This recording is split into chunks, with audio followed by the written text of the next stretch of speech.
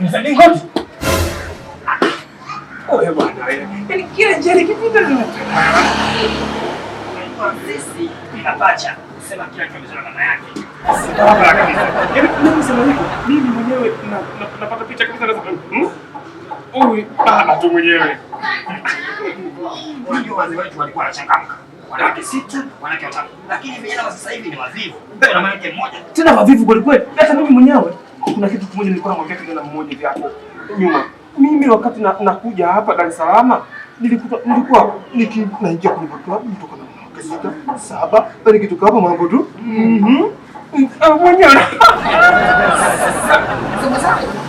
Mimi bwana na jambo moja muhimu.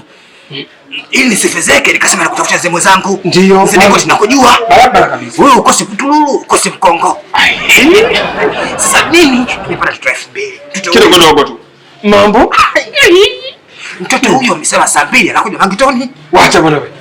Na ukumbuke yule mke wangu shemeji yule. Kizeke. Nimekutoka huko.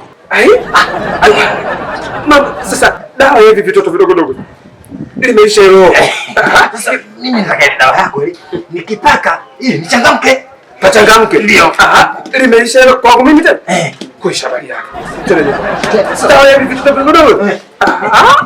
Chelse.